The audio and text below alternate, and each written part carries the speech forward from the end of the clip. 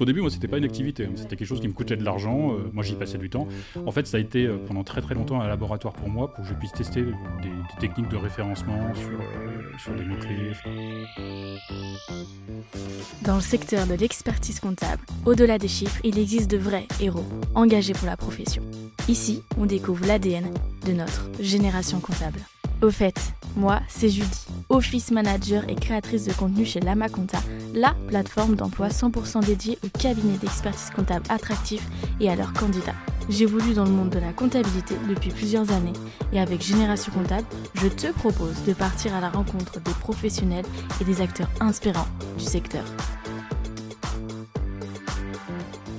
Bonjour Frédéric, comment vas-tu ? Bonjour, ça va très bien. Merci pour l'invitation. Ah bah merci à toi d'avoir accepté cette invitation.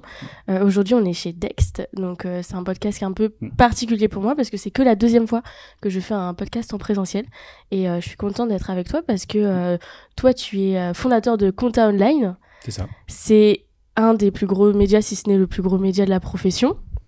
Oui, alors je sais pas si on est le plus gros ou si on est le numéro 1, le numéro 2, mais en fait on compte pas. On est présent dans la profession et chez nous ça nous va bien. Ouais. Et ce qui est étonnant, c'est que toi t'es pas du tout diplômé de l'expertise comptable.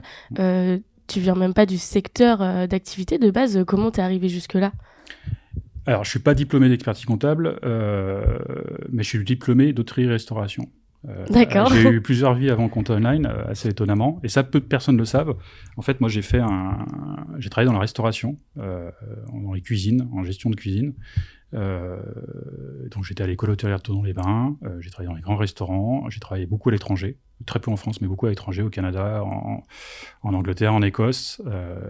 Et puis j'ai dû rentrer en France au début des années 2000, et je faisais des sites internet. Mais c'était juste une passion comme ça, et à cette époque-là, il y avait une grosse demande de développeurs, parce que c'était nouveau, tout le monde voulait un site internet, hein. On parle du début des années 2000. En faisant des sites internet comme ça, freelance, pour m'amuser, j'ai un jour une société qui m'appelle. Moi, je pensais que c'était pour faire un site en freelance, et en fait, non, c'était pour me proposer un boulot, et cette société, c'était le Conseil supérieur de l'ordre des experts comptables. Voilà, ce qui explique le lien avec Compta Online, on va y venir. Donc, le Conseil supérieur me contacte, me propose un entretien, là, je comprends qu'ils veulent me proposer un job, et puis du coup, je dis oui, et puis voilà, vogue la galère. Conseil supérieur à l'époque, c'était une plus petite boîte, c'était beaucoup moins gros que ce qu'on voit maintenant. C'était un peu une ambiance start-up. On a créé plein de sites. J'ai refait le site de l'ordre, on a fait le site des annonces, on a fait les sites des satellites. C'était assez sympa.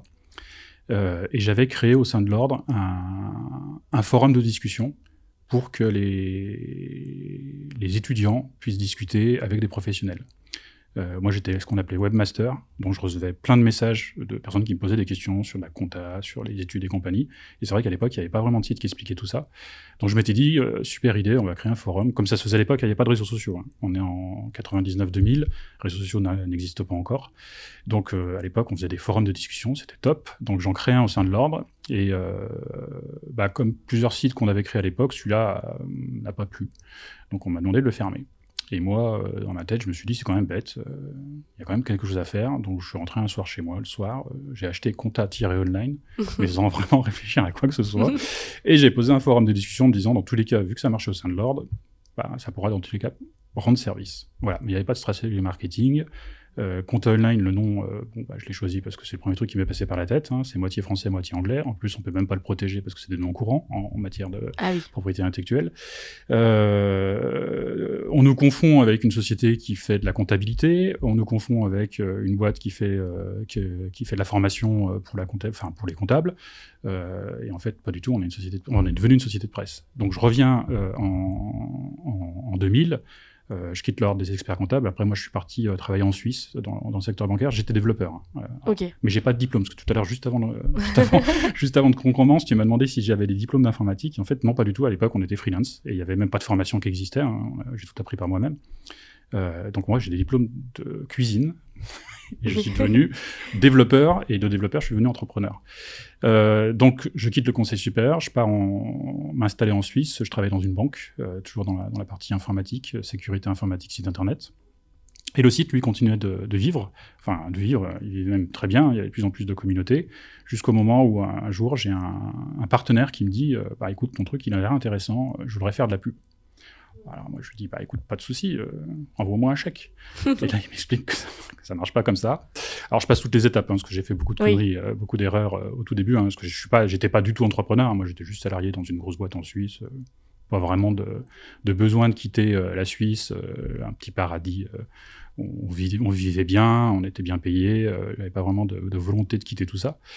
Et donc, en fait, ce client me dit je voudrais bien travailler avec toi. Puis après, il y en a un deuxième, puis un troisième. Et là, je me dis, il faut quand même que je crée une boîte. Donc, j'ai créé une société. Et en créant la société, ça a mis un petit peu un coup de boost. Et au bout d'un moment, j'ai eu d'autres sociétés aussi qui voulaient racheter l'activité. Et là, je me suis dit qu'en fait, ces lignes de code qui étaient pour moi dans un disque dur, parce que c'était plus ou moins ça, hein. Moi, Content9, il est dans mon sac. Hein. C'est un disque dur qui est là, tout est dedans. C'est pas bien compliqué. Et vu qu'il y avait des boîtes qui voulaient racheter l'activité, je me suis dit peut-être que ça a une valeur. Et j'avais pas compris que tout ça avait effectivement une valeur et un intérêt. Et donc, j'ai quitté mon job en Suisse. Et tous mes copains en Suisse m'ont dit mais t'es fou, tu rentres en France, c'est pas grave, c'était enfer fiscal, tu veux devenir entrepreneur, mais pourquoi tu fais ça? Et j'ai commencé à développer correctement Content9 en refaisant le site, en mettant une vraie charte graphique qui n'a pas beaucoup évolué, mais qui a le mérite d'exister. On a fait un nouveau logo et puis une stratégie commerciale avec des produits pour des clients, parce qu'entre-temps, j'avais de plus en plus de clients qui me demandaient des choses. Voilà, donc il fallait pouvoir répondre. Donc on est parti de quelque chose qui n'était pas du tout organisé, avec pas de volonté d'en faire quelque chose. Le forum a pris de l'ampleur.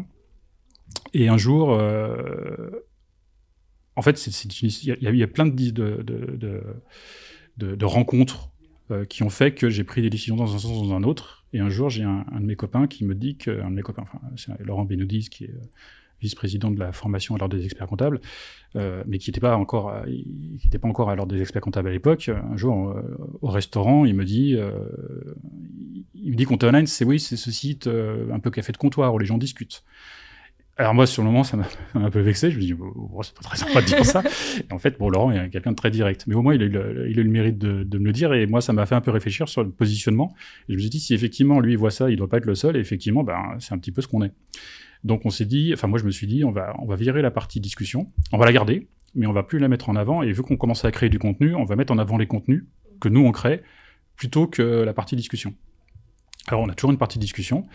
Mais on a mis en avant les contenus et de fil en aiguille, on est devenu une société de presse. On a demandé un agrément. Alors on y avait droit depuis un moment, mais on n'avait pas fait les démarches parce qu'on est très fainéants. Mais on y avait droit depuis un moment, mais on a eu l'agrément l'année dernière en février, je crois, 2022. Donc on est une société de presse avec des journalistes, avec tout ce qui va avec, toutes les obligations d'une société de presse. Donc voilà, on est parti d'un forum de discussion à une société de presse qui délivre de l'information sur un marché qui est l'expertise comptable. Ok. Voilà. Et donc, moi, ce que j'ai un peu du mal à comprendre, c'est au tout début, tu as dit que tu ne connaissais pas vraiment le secteur d'activité, que tu as été sollicité. Mais comment cette idée de créer un forum, elle est née? Parce que si tu n'es pas dans la profession, tu n'as pas forcément conscience des besoins d'échange entre les professionnels. En fait, quand tu regardais à l'époque comment Internet était structuré, toutes les professions ou toutes les activités avaient un espace d'échange, un forum de discussion. Parce qu'il n'y avait pas de Facebook. Maintenant, il y a Facebook où tu peux avoir des groupes d'échange ou des groupes sur les réseaux sociaux. À l'époque, tu devais créer des sites et faire ces espaces d'échange, ce qui est devenu plus ou moins Facebook. Facebook, c'est plus ou moins ça, c'est fédérer une communauté autour de thématiques différentes. Donc, en fait, il n'y en avait pas sur l'expertise comptable. Moi, je l'ai créé au sein de l'ordre, mais ils n'en ont pas voulu. Et en fait, ils avaient raison, parce que l'ordre des experts comptables ne peut pas gérer un espace de communauté libre et indépendant sur lequel tout le monde peut s'exprimer. Parce que l'ordre, c'est très, très politisé, donc il y a un moment, tu dois faire un peu le ménage dans ce qui est dit. Alors, nous, on fait un peu le ménage, mais les gens nous connaissent, ils savent très bien que, on ne peut pas dire n'importe quoi sur Content9, donc les gens nous respectent. Mais c'est vrai qu'on a une liberté d'expression, on peut publier des tribunes politiques sur Content9. Des fois, ça énerve certaines personnes. On a eu des belles histoires là-dessus, mais c'est pas grave, on garde notre indépendance et on donne la liberté d'expression à différentes personnes. Mais l'idée, c'était vraiment ça, c'était pour que les gens puissent communiquer entre eux, et c'est toujours le cas, et puis que les gens puissent discuter autour d'une thématique qui était l'expertise comptable. Alors, à l'époque, il y avait plusieurs autres sites, d'autres forums qui s'étaient créés en 99-2000. Et en fait, il y a que le nôtre qui a survécu. Pourquoi ? J'en sais rien, parce que j'avais pas vraiment de volonté de le garder. Parce qu'au début, moi, c'était pas une activité, c'était quelque chose qui me coûtait de l'argent. Moi, j'y passais du temps. En fait, ça a été pendant très très longtemps un laboratoire pour moi, pour que je puisse tester des techniques de référencement sur des mots clés. Enfin, bon, le référencement, on va en parler. C'est quelque chose qui est très très présent chez Compte Online, ce qui fait qu'on a notre trafic. Donc, c'était un laboratoire live. Mais moi, je suis pas du tout professionnel. J'y comprenais rien. J'y comprends toujours pas grand-chose sur tout ce qui est fiscal, social. Alors, je suis entrepreneur, donc forcément, je suis obligé de comprendre pas mal de choses. Mais quand on est sur des choses très très compliquées, moi, j'assiste à des conférences en tant que journaliste, mais des fois, je comprends pas grand-chose de ce qu'ils racontaient, mais c'est passionnant. Enfin, je vois dans la salle que tout le monde est passionné, donc je suis passionné comme eux. Mais en fait, je me suis passionné pour le secteur d'activité, parce que c'est un secteur d'activité qui est très intéressant, qui est riche, qui a beaucoup d'enjeux. Et voilà, et la communauté a fonctionné là-dessus, donc on a suivi la vague. Et quand tu assistes à des conférences, c'est pour ensuite en faire des articles ou en faire... Oui, Oui, ça peut être... alors, soit juste pour comprendre une problématique. Là, je prends un exemple très simple, la durabilité et RSE, qui est un peu le sujet du moment. J'assiste à certaines conférences, mais juste pour me documenter, pour comprendre quels sont les enjeux, notamment avec la CNCC. Bon, demain, c'est les assises de la CNCC. Donc, je pense qu'ils vont parler beaucoup de durabilité, parce que c'est un gros enjeu pour eux. Donc, il y a le côté information, où on a besoin, nous, chez Compte Online, parce que quand je vais quelque part, j'enregistre, et après, l'équipe peut écouter s'ils veulent, voilà. Puis si après on a besoin de reprendre un passage de la conférence ou des informations, j'étais la semaine dernière à la journée d'innovation organisée par l'Ordre de Paris. Il y avait deux intervenants de la DGFiP avec des informations intéressantes sur la facture électronique et sur les ECF. Bon, voilà, c'était 2 phrases, mais qui étaient importantes parce qu'il y avait des chiffres, et les chiffres, on les a pas. Moi, c'est tout ce que j'ai noté, c'est ce qu'on a réutilisé. Donc, c'est quand même important d'aller sur ces conférences-là, ou alors on y va parce qu'on veut faire quelque chose de la conférence, notamment les assises, il y aura sûrement une plénière avec des choses intéressantes, et on va peut-être pouvoir le retranscrire en format article. Voilà, donc c'est pour ça qu'on va à des conférences. Pour se tenir au courant de l'actualité, puis aussi surtout pour rencontrer des gens. Ouais, c'est ce que j'allais dire, le réseau. Parce qu'on rencontre plein de personnes. Au fil du temps, ça fait 21 ans, bientôt 22. On connaît tout le monde nous connaît. Bon, comme tu vois là, on n'a pas la vidéo, mais j'ai une casquette. Et je la mets systématiquement, comme ça les gens me reconnaissent. Parce que si je la mets pas, on me dit, mais t'étais pas là. Si, j'étais là, mais j'avais pas mis ma casquette, parce que je dors pas avec. Mais du coup, ça nous permet de faire rencontrer des gens et surtout d'avoir des informations que tu n'aurais pas officiellement, qui sont pas sur les sites, que tu peux pas avoir lors d'un entretien téléphonique ou lors d'une visio. Tu as des petites discussions avec des directeurs d'entreprise, des partenaires ou des clients qui on est en train de faire ci, on est en train de faire ça, voilà. On se met dans un petit coin, on discute à deux.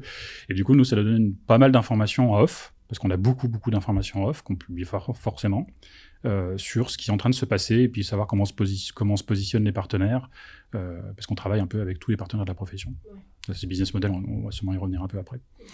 Donc voilà, donc c'est ça l'intérêt d'aller à les conférences, donc je me déplace pas mal. Moi, je dis comme toujours, j'ai un super métier, je suis toujours en train de me promener, donc soit je suis invité au restaurant, soit je vais dans des conférences. J'ai pas d'horaire défini, mais sans stress, il y a pas de...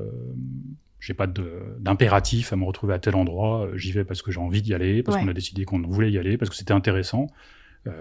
Puis au fil du temps, on sait exactement où il faut qu'on aille. Et voilà, qui sont les bons intervenants, quelles seront les bonnes conférences, là où on pourra récupérer du contenu et pas de la publicité, parce que bon, il y a des conférences, des fois, c'est très publicitaire. Et il y a des événements sur lesquels on ne va plus parce que justement, c'est trop publicitaire. Il y a des événements comme le Congrès de l'Ordre, les assises, les journées de l'innovation, enfin tous ces événements-là qui sont très qualitatifs en termes de contenu et sur lesquels nous, on peut vraiment rebondir. Donc là, on se déplace bien volontiers. Ouais, donc tu voyages combien de fois par mois à peu près ? Ça va dépendre. Alors là, en mois de décembre, je suis à Paris. Parce qu'en fait, moi, je suis basé à Lyon. Alors, Compte Online, c'est une société un petit peu spéciale. On a un bureau à Paris qui ne sert pas à grand-chose, mais il a mérite d'exister. Moi, je suis basé à Lyon, et en fait, l'équipe est dans toute la France, et on travaille avec beaucoup d'auteurs freelance dans toute la France. Okay. On est tous en télétravail, donc pas en télétravail, en home office, parce que les travails sont encore autre chose. Donc, on a un bureau à Paris, mais je peux pas demander aux équipes de venir à Paris, parce que Maxime, par exemple, habite à Marseille. Donc, Paris-Marseille, ça va faire un peu loin. Mais en fait, on fonctionne comme ça. Donc, nous, voilà, le confinement, ça nous a pas fait ni chaud ni froid, parce qu'on était déjà organisés pour travailler à distance. Et on continue à travailler à distance et ça se passe très bien. Il y a plein de gens qui nous disent, mais comment vous faites, vous voyez jamais. En fait, si, on se voit tout le temps, on discute tout le temps, on a des chats, on fait des visios. Et en fait, voilà, ça marche très bien comme ça. Et du coup, pour le home office, quels sont les points essentiels d'une bonne organisation ? Prendre des profils qui sont adaptés pour ça. Ouais. Tous les profils, non mais ça c'est la réalité, tous les profils sont pas adaptés. Je discutais dernièrement avec un journaliste que je connais très bien, qui me disait mais moi je pourrais pas, j'ai besoin d'aller au café le matin, discuter avec les copains. Je dis ouais mais nous on peut pas aller au café le matin. On se fait chacun son café chez nous, et puis on se fait une visio s'il y a besoin, parce qu'on est très réactif là-dessus.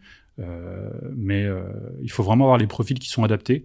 Et nous, en fait, on travaille qu'avec des personnes qui sont alors déjà cadres, d'un point de vue statut social, mais aussi seniors et expérimentés. Ouais, parce qu'en fait, les contenus qu'on produit s'adressent à des experts comptables et un public très, très expérimenté. Donc en face, on doit avoir des gens qui savent de quoi ils parlent, parce que sinon ça marcherait pas. Donc avec ces profils-là, tu as toujours des gens qui sont organisés, qui sont capables de se débrouiller tout seuls, parce que moi, le management, c'est pas mon fort. Je peux pas dire que je suis très très bon en management, j'ai jamais été très bon là-dessus. Donc en fait, si les gens arrivent à s'auto-gérer, ça va très bien. Et en fait, ça marche très bien comme ça. Mais il faut avoir confiance en ces équipes. Il n'y a pas de notion d'horaire. Il n'y a pas de notion de savoir qui fait quoi. Voilà, on est organisé pour savoir. Faut être réactif, faut être à l'écoute de l'équipe et dans les deux sens. Et puis après, ça marche très bien. Mais ça marche très bien parce qu'on est une toute petite équipe. Si on était 30, 40, je ne sais pas si je m'engagerais dans un truc comme ça. C'est un peu différent en termes d'organisation. Mais nous, ça fonctionne très bien parce que de toute façon, on interagit avec un écosystème. On est toujours, moi, je suis toujours souvent en déplacement. J'ai des journalistes qui écrivent des trucs. On a des auteurs expérimentés qui écrivent des contenus qu'on leur demande ou des contenus qu'eux estiment importants pour la profession liés à l'actualité. Parce que chez Content Online, on ne peut pas tout gérer. Il y a trop de thématiques à gérer. Par exemple, sur le social, on n'a personne qui fait du social. Donc, on a 2 auteurs, voire 3 auteurs externes en freelance qui s'occupent de toute la partie sociale, qui sont experts comptables ou qui sont des gens spécialisés là-dedans. Les meilleurs pas les meilleurs de la profession, ce qui est toujours... je ne vais pas leur dire ça parce qu'ils n'ont pas, mais des personnes dont on sait qu'ils ont un niveau technique très, très important et sur lequel nous, on ne va pas revenir. C'est-à-dire que quand ils nous fournissent un contenu, on n'est pas en capacité de se dire le contenu il est bon ou pas bon. Et en fait, on n'a même pas besoin de ça parce que quand on va le publier en ligne, dans la demi-heure ou dans l'heure ou dans la journée qui suit, s'il y a des erreurs dedans, la communauté va nous le remonter. Donc on aura tout de suite le niveau technique de la personne qui aura produit un contenu. C'est assez rapide. Ouais. Une communauté très réactive là-dessus. Et niveau communauté, du coup, elle est grande comment ? Alors, le site a 21 ans, donc ça date un petit peu, donc les chiffres... Alors, sur le site, on a, je crois, 250 000 abonnés, et j'ai jamais compris pourquoi les gens s'abonnaient, parce qu'en fait, le site est gratuit, et il n'y a pas besoin de s'abonner sur le site. Voilà. Enfin, la seule chose où tu as besoin de t'abonner, c'est pour t'inscrire soit à la newsletter, parce que j'ai besoin d'avoir un email, forcément, pour poser des questions sur le forum, mais comme je t'ai expliqué, c'est plus ce qu'on veut faire. Alors, il y a toujours le forum de discussion, mais il vit toujours, mais nous, on est vraiment parti sur la partie de création de contenu. Donc, si les internautes veulent s'inscrire sur le site, c'est pour poser des questions ou télécharger des fichiers, mais c'est les seules raisons. Donc, la grande majorité des gens ne s'inscrivent pas parce qu'il n'y a pas besoin de s'inscrire. Donc, ça, c'est sur le site. Sur les réseaux sociaux, on doit avoir à peu près pareil, 230 000 membres. On a une chaîne YouTube, on est présent sur Twitter, on est présent sur LinkedIn avec plusieurs groupes différents, on est présent sur Facebook. On a aussi un compte Insta et un compte TikTok. Alors, TikTok, c'est assez récent, parce qu'on n'était pas très vidéo, mais on s'y met. Avec une grosse stratégie liée à la vidéo sur 2024. Et sur, par exemple, LinkedIn et Facebook, on a créé des groupes spécifiques par communauté. Par exemple, sur LinkedIn, on a un groupe de 17 000 étudiants, DCG, DEC. Et sur Facebook, ils sont 27 000, je crois. Donc, c'est des groupes pour eux, pour ces publics-là. On a aussi un groupe sur Facebook avec des experts comptables inscrits à l'ordre. Ils sont 1600 ou 1700, je crois. Donc, surtout s'inscrire à l'ordre. J'ai eu 17 000 demandes. Ouais. On fait rentrer uniquement. Alors, ça me prend un temps de dingue parce qu'il faut tout vérifier. Il faut vérifier qui est qui et être sûr. Alors, je suis sûr qu'il y a des experts comptables qui ont demandé l'accès, mais vu que je suis pas sûr qu'ils sont inscrits, parce que sur Facebook, les profils sont un petit peu, voilà. Donc, tant que j'ai pas la certitude à 100% qu'ils sont bien inscrits à l'ordre, ils rentrent pas dans le groupe. Et c'est un groupe qui est super intéressant parce qu'il y a que des experts comptables, ils discutent entre eux. Et pour nous, c'est riche d'informations parce qu'on comprend quelles sont les problématiques. On n'a même pas besoin d'aller les voir ou de les rencontrer lors de conférences. On a toutes les discussions sous les yeux. Et nous, on est juste là pour gérer. Mais on a de la chance parce que les experts comptables, c'est des gens qui sont bien. Donc on n'a pas besoin de les gérer, ils se débrouillent tout seuls et on est pratiquement jamais intervenu sur ce groupe-là. Ouais. Et en fait, c'est un groupe que des experts comptables m'avaient demandé de créer pour eux, pour qu'ils puissent avoir un espace libre, non politisé, d'échange, ni géré par là, ni géré par un syndicat, ni géré par la compagnie des commissaires aux comptes, géré par un média indépendant sur lequel ils pourraient s'exprimer. Donc voilà, on a un groupe de 1700 experts comptables sur Facebook. Et on a aussi d'autres groupes pour les collaborateurs. Voilà. Et les deux groupes dont tu as parlé, ils s'appellent comment? Si jamais les étudiants veulent rejoindre ce groupe-là ou... Alors, pas compliqué, BTS CG, DCG, Ah oui, DSCG, ok. voilà, on s'est pas pris la tête. On a mis les noms des diplômes, comme ça, au moins, ils peuvent trouver directement. De toute façon, c'est les plus gros groupes qui existent sur ces communautés-là. Et en fait, pourquoi c'est les plus gros groupes? Parce que nous, on crée des contenus à destination des étudiants ou à destination des professionnels ou à destination des experts comptables. Et en fait, on fait vivre ces groupes-là en publiant ces contenus-là. Donc, par exemple, on a des contenus, mais pas uniquement des contenus sur comment préparer l'examen ou voilà, mais des contenus techniques aussi, des éléments qui sont au programme. On prend l'UE1, alors on n'a pas pour vocation de remplacer un éditeur juridique comme Fouché Auduno, avec qui eux ont des bouquins plus des bouquins d'annales, des bouquins d'entraînement sur des différentes UE, des DCG et des SCG. Mais nous, on couvre quand même une partie du programme. Et l'avantage avec nous, c'est qu'en fait, les articles sont à jour en temps réel. C'est-à-dire que quand là, on est en plein projet de loi de finances, enfin, le projet de loi de finances, on est pratiquement à la fin, la loi de finances va être publiée en début d'année, ou fin d'année 2023, début 2024. Donc en fait, nos articles sont à jour, tandis que les bouquins d'UNO, eux, ils sont à jour quand ça a été édité l'année dernière, ou 2021 ou 2022. Donc en fait, nous, on est juste là pour remettre à jour des informations que les étudiants ont de par ailleurs. Et en fait, en créant tous ces contenus, en les publiant, on a une communauté et des contenus gratuits évidemment.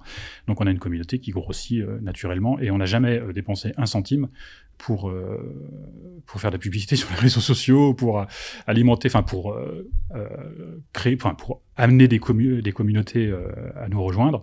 En fait, en créant du contenu, ce qui nous coûte aussi de l'argent, on arrive à générer une audience et à attirer des communautés très ciblées. Ouais. Vous êtes moins vous êtes pas sur la formation en tant que telle, vous êtes vraiment sur du support Ok. Ouais, on est sur la partie formation, on a des écoles qui sont partenaires, qui sont clientes chez nous et qui font de la publicité chez nous. Donc, en fait, si un étudiant ou un alternant ou un candidat libre veut se former, il faut qu'il aille se former avec une école ou alors avec un organisme de formation agréé ou il fait comme la grande majorité, il achète des bouquins chez des éditeurs qui couvrent tout le programme, mais nous, on n'a pas vocation à les remplacer. On arrive juste au niveau de l'information et on travaille d'ailleurs avec tous les éditeurs, on travaille avec Duno, on travaille avec Fouché, on n'est pas du tout concurrents, parce qu'on ne fait pas la même chose. On travaille aussi avec LexisNexis, on travaille aussi avec le groupe Lefebvre Dalloz, anciennement Édition Francis Lefebvre, qui publie pas mal de contenu chez nous, parce qu'en fait, nous, on n'est pas capable de produire tous les contenus qu'eux font, des livres blancs, des contenus très qualitatifs, et qui forcément intéressent notre public, parce que on est directement sur la bonne cible. Voilà. Ouais. Et du coup, comment Compta Online gagne de l'argent ? Alors, on n'est pas une association caritative. On a une société de presse avec effectivement des revenus en face parce qu'on a aussi des dépenses. Alors en fait c'est très simple et c'est ça qui est magique dans le projet, c'est qu'en fait j'ai jamais pensé à Compta Online pour gagner de l'argent. Et en fait c'est comme je te dis, un jour un client m'appelle pour me dire je voudrais faire de la pub chez toi. Et en fait tout ce qu'on fait chez Compta Online, c'est des clients qui nous l'ont demandé au fil du temps. Alors il y a pas mal de choses qui nous ont demandé qu'on a refusé, il y a pas mal de choses qu'on nous a demandé, qu'on a essayé, puis qu'on s'est rendu compte que ça marchait pas. Parce qu'en fait, on nous demande tout et n'importe quoi. On voudrait nous acheter la base, on voudrait faire des mailings dédiés, on voudrait faire des partenariats dans tous les sens. Et en fait, nous, on se cantonne à ce qu'on aime faire et ce qui fonctionne avec nos clients. Mais en fait, l'offre de Compta Online, elle n'est pas compliquée. Le site est gratuit. Donc, on fait 15 millions de visiteurs par an et 25 millions de pages vues officiellement.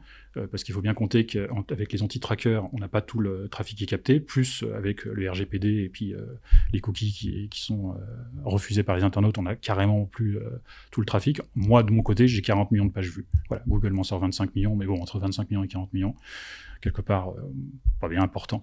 Il n'y a pas de site dans la profession avec ce volume-là. Donc, vu que nous, on a un site 100% gratuit, en fait, qui est géré avec du référencement. Donc, en gros, 94% de notre trafic vient de Google en référencement naturel. Donc, tu vas sur Google, tu tapes des mots-clés, tu arrives chez Compta Online.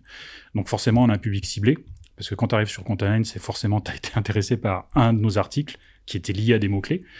Donc, en ayant un public ciblé, on intéresse toutes les sociétés qui veulent cibler notre public, soit les étudiants, soit les collabs, soit les experts comptables, soit les publics qu'on a, soit les enseignants. Voilà. Et pour ça, il y a plein de sociétés. Enfin, tu vas lors des experts comptables, tu vas au congrès, tu vois toutes les sociétés qui ont des grands stands, et puis même celles qui ont des plus petits stands, et ça, c'est tous nos potentiels clients. Donc en gros, moi j'aime bien aller au congrès parce qu'en fait je rencontre tous mes partenaires, tous mes clients. Alors je vais pas au congrès pour faire du business, je vais au congrès pour les rencontrer, pour discuter avec eux. Souvent je fais des vidéos comme ça, je m'amuse un petit peu, c'est le bon moment. Mais en fait toutes ces sociétés-là travaillent avec nous sur la partie digitale, parce qu'on ne fait que du digital, on fait pas de l'événementiel. Je vois pas pourquoi on ferait de l'événementiel, parce qu'il y a déjà des choses qui sont très très bien. Le congrès lors des experts comptables, les congrès des ordres régionaux, il y a beaucoup d'événements physiques qui marchent très très bien. Donc on n'a pas vocation à faire de l'événementiel. Mais sur le digital, c'est vrai qu'il n'y a pas grand-chose. Et j'étais encore avec un client hier au téléphone qui me disait « Mais comment ça se fait que tu n'aies pas de concurrence ?» Et je lui ai répondu « C'est triste, parce que j'aimerais bien avoir un peu de challenge. C'est quand même triste d'avoir pas de concurrence. Mais sur notre business model, avec notre volume, effectivement, on n'a pas vraiment de concurrents sur notre secteur d'activité. Après, il y a plein d'autres médias qui existent, des médias spécialisés. Et le monde du chiffre, je leur fais un coucou. Il y a la profession comptable qui font des très très bons contenus et avec qui on collabore. C'est que des copains. Moi, je les vois pas comme des concurrents. On est sur le même marché. C'est des sociétés de presse, nous aussi.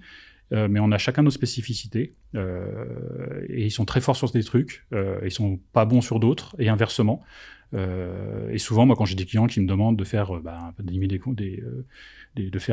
certaines missions, je les renvoie vers Stéphane Reynaud de la profession comptable ou vers le monde du chiffre parce qu'ils ont une chaîne télé qui est très bien et on n'a pas vocation à faire ça aussi, ça existe déjà et chacun ses spécificités.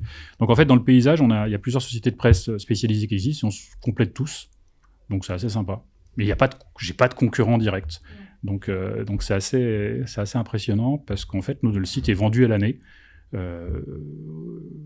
Voilà, là on a vendu tout 2024 et on n'a pratiquement plus rien à vendre. Donc ça c'est une autre histoire au niveau marketing commercial parce que du coup c'est très embêtant quand on a des sociétés qui veulent travailler avec nous. Il y a un délai. Il y a même des délais qui sont ad aeternam parce que il y a des fois il y a des choses qu'on peut plus faire parce on a aussi cette volonté de pas grossir. Moi je veux pas embaucher 250 personnes, c'est pas mon délire. J'avais aussi des demandes qui m'étaient faites pour créer la même chose au Canada, créer la même chose en Suisse, vu que j'étais pas loin de la Suisse à l'époque. Mais bon, la France, il y a déjà pas mal. Il y a quand même de grosses opportunités ailleurs aussi. Oui, en Suisse, en fait, il n'y a pas d'équivalent. Le Canada et la Suisse, même les pays francophones d'Afrique du Nord, où on a un public qui vient de ces pays-là. On a un public qui vient de Suisse et du Canada, et en plus, je connais bien les personnes du Québec, du CPA Québec. Et c'est vrai qu'il n'y a pas d'équivalent. Il n'y a pas de site communautaire, parce qu'on n'est pas juste un site d'information, on est aussi une communauté. On est un mix entre les deux, tu vois. On est entre la communauté ou l'influenceur, qui a une grosse communauté et qui peut communiquer, et la société de presse pure, qui, elle, n'a pas de communauté. Et c'est pour ça qu'en fait, les grosses sociétés travaillent avec nous, parce qu'en fait, nous, on leur donne accès à une communauté qu'eux n'ont pas forcément. Enfin, pas en direct en tout cas. Ouais. Et puis une communauté aussi, ça s'entretient, ça se travaille. Mais j'ai l'impression, depuis tout ce que tu dis depuis le début, que tout vient d'un besoin et de questionnement. Et du coup, vous étiez là, les premiers, pour répondre à ces questions-là. Ouais. Et en fait, on a toujours écouté la communauté. Ouais. À la base, dès le début, alors un peu moins maintenant, parce que quand t'es une société de presse, t'as quand même des obligations, tu peux pas faire n'importe quoi, parce que on a un agrément du ministère de la Culture, donc faut faut travailler intelligemment. Mais à la base, quand on a créé le site, c'est vraiment la communauté parce que moi, j'y connaissais rien. Donc c'est la communauté qui me disait, tiens, il faudrait qu'on fasse ci, on a lancé plein d'idées. Ce qui est resté, c'est ce qu'on a actuellement. Mais à la base, on écoute beaucoup la communauté à l'époque sur le forum, parce que c'était le moyen de communiquer avec eux. Et là, maintenant, lors des conférences, lors des rencontres avec des partenaires, lors des échanges qu'on a comme dans un podcast, moi, je récupère des infos dans tous les sens. Et c'est des petits marqueurs qui me permettent de me dire on est dans le bon sens, on n'est pas dans le bon sens, parce que ça bouge beaucoup. Si je regarde en 21 ans, 22 ans bientôt, moi, j'ai créé un forum de discussion, on a une société de presse, mais le gap est... ça peut paraître... C'est rapide comme ça, mais c'est pas du tout la même chose. Il y a eu des étapes, des échecs, des succès. Quelles sont les grandes étapes, du coup, que vous avez vécues ? La première étape, c'est le 13 février 2003, la création du site. Et puis, c'était l'anniversaire de mon papa. Donc, mais c'est complètement en circonstance. Hein. J'ai déposé le nom de domaine ce jour-là parce que c'était le jour où je suis rentré énervé parce que je me suis dit il faut que je crée ce truc-là et puis ça s'est tombé ce jour-là. Donc, 13 février 2003, création du site. Après, je crois bien qu'en 2010, j'ai créé la première société qui portait le projet. Mais moi, j'étais encore salarié, donc c'était pas mon activité principale. Donc là, c'est plus ou moins le démarrage de faire quelque chose de sérieux. Alors avant, c'était quand même quelque chose de sérieux, mais c'était vraiment pas, on n'avait pas de volonté de développer. Là, en 2010, vraiment, on se dit comment on va développer tout ça, même si ça s'est fait dans le temps, parce qu'au début, on était vraiment sur c'était très artisanal. Hein. Et l'année dernière, 2022, l'agrément du ministère de la Culture, comme quoi on est une société de presse, même si on y avait droit depuis 2-3 ans, de ce qu'il nous avait dit, mais on n'avait pas fait les démarches. Et en fait, on s'est appuyé sur notre expert comptable, on s'appuie beaucoup sur notre expert comptable, que je remercie, hein, parce que c'est lui qui nous guide surtout. Et c'est lui qui nous a aidés dans les démarches, qu'on aurait pu faire nous-mêmes, mais on a tellement de boulot qu'on ne s'en était pas occupé. Et puis on n'y voyait pas vraiment l'intérêt. Alors, il n'y a pas vraiment d'intérêt financier à être une société de presse, mais bon, par principe, c'était sympa. C'était plus pour le panache, c'est marrant. Et puis de toute façon, on avait des journalistes avec des cartes de presse qui travaillaient chez nous, donc c'était un peu logique qu'on ait ce statut-là. Et là, c'est vraiment voilà, là on se dit, bon, on est une société de presse, on fait partie du paysage. Et à partir de ce moment-là, moi, je reçois des dizaines de communiqués de presse par jour, on est inondé de messages, des annonces. Et donc ça, c'est ce que j'avais pas prévu, parce que tout ça, il faut le gérer, et c'est pas forcément super intéressant. Mais voilà, c'est les grandes étapes. La création de la société qui démarre l'activité sérieuse, en se disant, tiens, on va développer l'activité, on laisse pas juste vivoter le site, et après la société de presse qui nous donne le statut avec même si on était invité, moi j'étais considéré comme presse depuis des années. Ouais, depuis le début, en soi. J'avais des badges presse, enfin c'est sympa de faire partie de la presse, hein, t'es invité partout, on te sollicite, alors tu fais beaucoup de bénévolat, hein, t'es pas toujours payé pour tout ce que tu fais, mais ça fait partie du jeu, mais sinon ouais, c'est assez sympa. Ouais. Ok, et du coup, tout à l'heure, tu parlais de référencement. Vous achetez des mots sur Google, c'est ça ? Alors non, pas du tout. C'est quoi votre stratégie de référencement ? Alors nous, on fait du référencement naturel. Donc comme je te dis, on n'a jamais dépensé... Alors moi, j'ai fait quelques tests comme ça, mais allez, j'ai dû dépenser en tout 500 € dans toute ma carrière professionnelle sur ces trucs-là. C'est pour voir comment ça marche. Sur des campagnes sur LinkedIn, sur des campagnes de mots-clés sur Google, Google AdWords. En fait, nous, on n'achète pas, on n'a pas un référencement payant. On a un référencement gratuit, donc c'est ce qu'on appelle du SEO. Donc on optimise nos articles sur des mots-clés. Donc en fait, quand tu écris chez Content Online, t'écris pas juste un article, t'écris un article avec un contexte autour. Donc c'est un petit peu spécifique, on a des auteurs qu'on forme pour ça. Alors c'est pas très compliqué, hein. Et tous les contenus s'y adaptent pas. Je prends un exemple, par exemple, une interview. Une interview, on pourra pas faire de SEO derrière parce qu'on peut pas placer des mots dans la bouche de la personne. Voilà. Non. Sinon, la personne nous dirait, mais j'ai jamais dit ça. Et ça serait totalement incohérent. Donc, les interviews, il n'y a pas de référencement. Par contre, tous les autres articles, taxes sur les salaires, il y a toutes les thématiques qui sont traitées dans la comptabilité, la fiscalité, le droit social et les études. Là, on a du référencement derrière. Donc, on crée à la base un contenu qui parle d'un thème. Et après, on va l'entretenir en le mettant à jour selon les actualités. Et du coup, tout ça est écrit avec une notion de référencement. Donc, il y a des mots-clés, et on suit nos positions, et ce qui fait qu'on a le gros intérêt avec Content Online, c'est qu'en fait, on a historisé toutes les requêtes qu'on a depuis des années. Donc, on sait exactement ce que vont chercher les internautes sur notre site, et on a quand même un volume suffisamment important pour avoir des bonnes informations. Donc, on sait exactement ce que vont chercher les internautes sur notre site en décembre. Donc, en fait, le but du jeu chez Content Online, c'est au mois d'octobre et au mois de novembre, c'est de se dire, OK, qu'est-ce qu'on fait en décembre ? Mais pas en décembre, hein, parce qu'en décembre, c'est trop tard. Ils sont déjà en train de chercher les informations. Donc, on met à jour des articles en se disant, ça va être vu à telle époque. Et après, il y a le deuxième niveau, il y a les articles qui vont être mis à jour parce que il y a un truc qui est sorti dans la loi de finances, il y a un truc qui est sorti au BOFIP, il y a le boss de la sécurité sociale, qui met à jour, des trucs sur les frais de déplacement. Et là, on met à jour, lié à l'actualité, toujours avec une base de référencement, ce qui fait qu'on met à peu près 6 à 8 articles par jour en ligne sur Content Online. Ah ouais, quand même. Oui, on a un paquet d'auteurs, on n'est pas tout seul. Oui, vous êtes combien ? Alors, on est 3. fixe. Je m'attendais pas Petite société, si, et après, on a plein d'auteurs externes avec qui on travaille. Et en fait, c'est un mode de fonctionnement qui s'est fait avec le temps parce qu'en fait, c'est des personnes qui sont souvent, des fois experts comptables, ou profs, ou auteurs de bouquins, ou voilà, qui ont une deuxième activité, voire des fois 3-4 activités. Et pour nous, c'est super important de travailler avec eux parce que ils ont les mains dans le cambouis. Hein. Ils ont leur cabinet. On a par exemple une expert comptable que je remercie qui nous fait tous nos articles sur la paye. Hyacinthe, qui un jour m'appelle, me dit j'aimerais bien bosser avec vous, je trouve sympa Compta Online, j'aimerais bien transmettre mon savoir, parce qu'en fait c'est ça. Il faut avoir envie de transmettre ton savoir. Travailler avec Compta Online, c'est pas tu gagnes de l'argent, parce qu'on paye nos auteurs, hein, c'est pas des bénévoles. Mais à la base, t'es là aussi pour transmettre quelque chose. Voilà, c'était un petit peu le but du site. Et du coup, Hyacinthe nous fait tous nos articles sur la paye, avec des fiches de paye et compagnie, mais c'est ce qu'elle fait au quotidien dans son cabinet. Et du coup, on transmet ça sur le site et on a plein d'articles, mais c'est des articles qui sont vus 300 000, 400 000 fois. C'est pas un article qui est vu 500 fois. Donc on est sur des gros volumes. Donc là, on est obligé d'avoir quelqu'un de super compétent pour nous faire ces trucs-là, parce que sinon, à 400 000 lectures, si tu fais quelque chose de faux, t'as 400 000 personnes qui vont faire n'importe quoi. Donc, faut éviter. Mais tu vois, on a plein d'auteurs qui vont travailler sur des thématiques très spécifiques, sur des choses sur lesquelles on va les mandater ou vont nous dire, tiens, il y a ça qui est sorti. Je pense que c'est super important pour la profession. Logiquement, on le sait parce qu'en fait, on a une veille éditoriale matinale que Maxime nous fait depuis Marseille tous les matins. Il se lève très tôt tous les matins pour faire ça, et on publie tous les matins toutes les informations qui sont liées à la profession. Donc on sait plus ou moins ce qui est à mettre à jour ou ce qui n'est pas à mettre à jour, donc on donne ça à nos auteurs, et après les articles sont mis en ligne. Et tout ça dans une notion de référencement, et on vérifie nos positions. Voilà. Mais ça, c'est mon métier, c'est moi qui suis...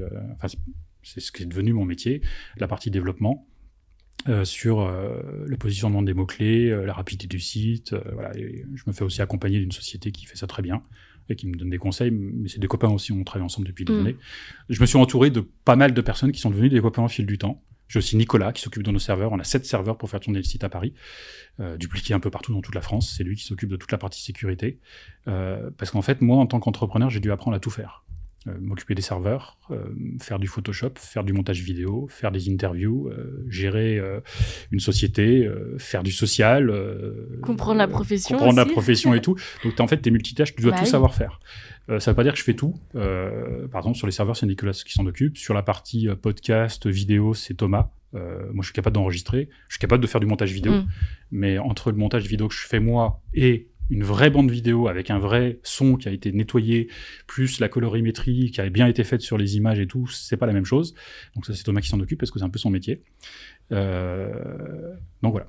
Ouais, multicasquette quand même. Obligé. Ouais. Obligé. T'es obligé de tout faire, mais mais c'est ça qui est passionnant parce que le matin, moi, je peux me lever, je peux d'un coup faire du développement, ou je peux faire du montage vidéo, ou je peux prendre ma mallette comme là, et puis venir enregistrer un podcast, ou aller faire une conférence. Moi, j'ai pas une journée qui se ressemble. Puis au contraire, si jamais le matin j'arrive en me disant, tiens, je vais faire ça aujourd'hui, tu peux être sûr qu'à 18h ou 19h, j'aurais toujours pas commencé parce qu'en fait, il y a plein de trucs qui vont arriver et qui vont faire que ma journée va être totalement différente. Mais c'est ça qui est intéressant. On n'a pas une journée qui se ressemble et voilà, on gère toujours la même chose. Hein. C'est un site internet, mais on a toujours des imprévus, des choses qui... Comme un expert comptable au final. Oui, c'est assez similaire. Hein. Il gère, comme je te disais, nous, on s'appuie beaucoup sur notre expert comptable, qui nous fait tout, hein, sur la partie... Alors, on le sollicite très peu pour la partie comptabilité, parce que ça ne nous intéresse pas du tout, parce que moi, j'ai mes tableaux de bord, parce qu'en fait, comme je te dis, on vend le site à l'année, donc moi, je suis 2024, je sais où j'en suis, hein, je suis limite sur 2025, donc là, c'est vrai que de savoir ce qui se passe en 2023, ça m'intéresse pas beaucoup, parce que je sais, plus ou moins, puis dans le détail, j'ai pas besoin de savoir. Mon expert comptable le sait, et il fera ma TVA, il fera mon IS, il me fera signer tout ce qu'il a besoin de signer. Je regarde le bilan, on fait un point, mais j'ai surtout besoin de lui pour de la stratégie, pour du patrimonial, pour des questions sociales. Là, quand on est passé d'une société de presse en ligne, on a changé de convention collective, on s'était pas rendu compte dans quoi on avait mis les pieds, parce que la convention collective des sociétés de presse, c'est hallucinante. Hein. Les journalistes, ils sont super bien. Alors, on avait des super avantages, voilà. Sauf que ces avantages sont devenus acquis. Hein. C'est quand même un truc de dingue. Mais on se fait bien accompagner par expert comptable ou avocat quand il y a besoin de faire des contrats ou ce genre de choses. Voilà, on fait attention, pas partir sur des choses qu'on maîtrise pas. En fait, en gros, moi, si c'est sur Internet, c'est un milieu que je maîtrise complètement, donc j'ai peu de choses à apprendre d'acteurs externes. Par contre, tout ce qui est juridique, social, comptable et compagnie, alors là, moi, je prends aucune décision. Même des fois des trucs tout bêtes. Hein. On pose la question. Tu vois, on fait du sponsoring, on fait du mécénat. On le dit pas beaucoup, mais on en fait. Mais avant de le faire, pour être sûr que ça rentre bien dans les cases et qu'on n'est pas en train de faire n'importe quoi, je demande quand même, plutôt que d'arriver après avec « Ah bah tiens, on avait fait ça l'année dernière, on t'avait pas dit, mais t'avais pas le droit. » Parce que des fois, les règles sont pas très très claires. Hein. Même si on écrit tous ces articles sur Compta Online, entre lire un article sur Compta Online et puis le transposer à ta société, des fois, c'est pas si évident. Donc là, nos conseils, aussi bien experts comptables qu'avocats, sont super utiles. Ouais. Et quelle est l'offre du coup de Compta Online? Enfin, comment en fait, nous, on vend de la publicité sous 2 formats principaux. C'est soit des bannières publicitaires que tu vois sur le site, qui se voient pas beaucoup parce qu'en fait, c'est que des partenaires de la profession. Donc, moi, j'ai plein de gens qui me disent, mais comment tu vis s'il n'y a pas de pub sur ton site? Bah si, il y a du Cegid, il y a du Full, il y a du Dext, il y a tous les partenaires de la profession, il y a du KPMG, on a Édition Francis Lefebvre, LexisNexis, enfin, ils font tous de la pub chez nous. Format bannière, mais vu que c'est des sociétés qui sont connues de la profession, du coup, tu les vois pas. Enfin, tu les vois moins. On travaille pas avec des sociétés en dehors de la profession. Tu vois, Mercedes, les banques. On travaille uniquement avec des sociétés qui ont un produit à destination de la profession. On a cette chance-là, parce qu'on a trop de demandes, donc on a fait un peu de ménage, et on travaille pas avec des agences. Je suis sûr qu'on intéresserait Mercedes, Audi, BMW, enfin toutes ces grosses, parce que les experts comptables, c'est quand même des gens qui ont de l'argent, donc ça peut intéresser de faire de la pub, mais on travaille pas avec ces sociétés. On travaille qu'avec des sociétés de la profession. Donc ça, c'est la publicité pure, donc les bannières publicitaires. Et après, vu qu'on on crée du contenu, on a beaucoup de sociétés qui veulent publier du contenu, ou alors qu'on leur crée leur contenu en marque blanche, et ça, c'est la deuxième partie de notre offre, qui est une demande de nos partenaires, parce qu'on a beaucoup de partenaires qui veulent communiquer auprès de la profession et qui savent pas comment faire, parce que c'est vrai que c'est une profession assez spéciale, c'est très spécifique, il y a un ordre, il y a des conseils régionaux, il y a l'annexe, il y a le CJEC, il y a les syndicats, donc c'est vrai que quand tu rentres dans la profession, c'est assez intéressant. Faut arriver à comprendre comment tu peux... Et puis en fait, les experts comptables, il n'y en a pas tant que ça, il y en a que 22 000, donc le marché est tout petit, il y a, je crois, 400 000 collaborateurs, un truc comme ça, en tout dans la profession, donc c'est pas un marché énorme, on n'est pas en train de parler de 4 ou 5 millions de TPE, de PME, où là effectivement tu as des marchés, voilà. Mais il y a quand même beaucoup d'entreprises qui ont choisi d'attaquer le marché de l'expertise comptable parce que c'est plus simple que d'attaquer 4 millions de TPE, voilà, les experts comptables, c'est beaucoup plus rapide pour choper des clients. Donc voilà, après on fait plein d'autres trucs, on peut tourner des vidéos, même si c'est pas notre finalité. On fait des livres blancs en marque blanche. Donc quand tu vas au congrès, tu as pas mal de livres blancs qu'on a écrits, mais en collaboration avec les clients. Et on ne fait jamais 2 fois le même livre blanc, enfin sur 2 fois la même thématique, parce que c'est ennuyant d'écrire 2 fois la même chose. Et puis ça serait pas très honnête de notre part de vendre 2 fois la même chose à 2 personnes différentes. Puis en plus ils le sauraient parce que tout le monde se connaît. Donc finalement on se ferait avoir la main dans le sac. Donc on l'a jamais fait. Mais on écrit des contenus sur des choses des fois très techniques ou des choses des fois un peu lunaires sur le management, marketing, mais toujours lié à la profession et destiné au secteur d'expertise comptable. Mais dans un sens, ça paraît hyper cohérent parce que au final, votre communauté, c'est des professionnels, futurs professionnels ou des experts comptables.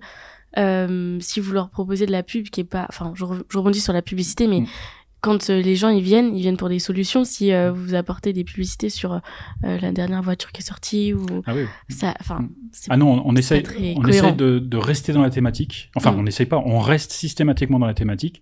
Moi, j'ai des sociétés qui me contactent pour publier des articles. On refuse. On refuse déjà parce qu'on est complet. Ça, c'est la première excuse. Mais on refuse aussi parce que des fois, c'est pas adapté. C'est pas adapté ou c'est trop publicitaire. Et il y a des sociétés avec qui on travaille pas parce que l'image est pas bonne. Enfin, on estime, nous, que l'image n'est pas bonne. Ouais. Parce qu'on a une communauté et puis on lit. On est capable de comprendre. Donc, on essaie toujours de travailler avec des sociétés qui sont bienveillantes. Et il y en a plein. Et il y en a plein qui vont dans le bon sens. Alors, il y en a plein qui sont aussi critiqués, mais on les connaît, nous, très très bien depuis des années. Donc on connaît les stratégies, on connaît les fonctionnements, on sait quels sont comment ils interagissent avec la profession. Donc on travaille avec ces boîtes-là. Et puis ça marche très bien. On travaille avec des boîtes depuis 15 ans maintenant. Voilà. Ouais. Sans aucun souci. Et du coup, si 2024 c'est déjà complet, comment on peut s'offrir les services de Compta Online Alors ça, c'est la grosse question. C'est en fait, si on a un afflux de trafic, comme je te dis, nous on fait du référencement. Donc en fait, si tu veux, là maintenant, je vends du vent. Parce que l'année prochaine, je sais pas ce que j'aurai comme trafic. Je peux pas le définir. C'est comme si tu me dis, je vais prendre des vacances au mois de juin, et en juin, on est d'accord, il y a du soleil. bah, tu peux pas savoir s'il y aura du juin, peut-être, parce que le mois de juin, logiquement, t'as plus de chances d'avoir du soleil au mois de juin, il fera logiquement plus beau qu'au mois de décembre, mais tu sais jamais, le référencement, c'est pareil.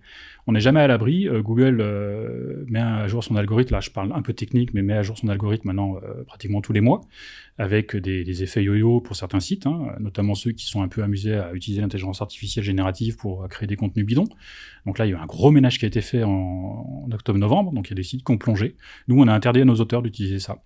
ChatGPT et compagnie. On utilise nous ChatGPT, on pourra y revenir après sur plein de choses, mais certainement pas pour écrire des articles parce que franchement, c'est pas encore au niveau. Ça y viendra, mais on n'en est pas encore là. Mais si j'ai plus de trafic en 2024, j'aurai plus de place sur le site. Mais pour l'instant, je me cantonne à ce que je suis quasiment sûr, en sachant que je suis jamais sûr parce que on peut prendre un effet bord de l'algorithme en janvier qui fait que je perds 80% de mon trafic et là. Bah, on n'a jamais eu le cas, donc je sais pas, mais ça peut arriver. Hein. Moi, je connais des boîtes qui ont plongé en référencement, donc qui ont plongé dans leur business model, qui ont à peu près le même business model que nous. Et vu que le trafic a plongé, bah, vu que tu n'as plus de trafic, tu peux plus le monétiser, et là, tu es très très embêté. Parce qu'un site, tu le monétises si tu as plus d'1 million de visiteurs par mois. Au-dessus d'1 million, c'est rentable. En dessous, c'est très compliqué. Enfin, c'est mon expérience à moi. Donc, vu que nous, on fait entre 1,5 et 1,7, 1,8, des fois 2 millions de visiteurs, on a une boîte rentable. Donc, on peut continuer à faire ce qu'on fait sans forcément tout faire payer. Et voilà, on est assez serein là-dessus. Mais effectivement, sur 2024, après, on a plein d'autres projets que nous, on veut mettre en place. Et 2024, enfin, si on regarde tout ce qu'on a envie de faire, je sais pas comment on va faire, parce que moi, je bosse quand même 6 jours par semaine, des fois même 7.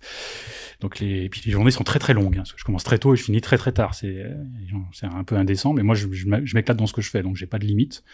Mais sur 2024, on a d'autres projets qui ne sont pas des projets commerciaux, mais qui sont des projets de contenu avec des différents types de contenus, parce que je pense que c'est important, parce que je pense qu'on est à une phase où ça va changer. En même temps, si je regarde depuis 21 ans, on n'a pas arrêté de changer nous de notre côté. On était un forum, on a créé du contenu, on est une société de presse, et crois-moi, l'écart est assez important.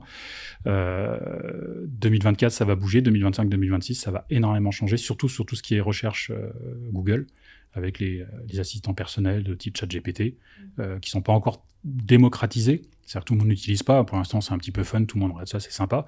Mais ça va très vite. Et nous, on a des projets sur ce genre de choses, parce que je sais que dans tous les cas, ça va changer. Je pense réellement que d'ici 5 ans, on n'ira plus sur Google pour taper des mots-clés. Ça a pris déjà des années à comprendre comment le faire, hein, parce que moi, alors je suis un vieux de la vieille, j'ai 53 ans, je l'ai pas dit, mais je suis plutôt jeune.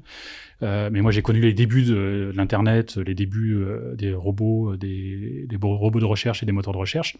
Et c'est vrai qu'à l'époque, c'était pas inné d'aller taper un mot-clé sur un moteur de recherche. Personne savait faire ça. Personne ne savait faire.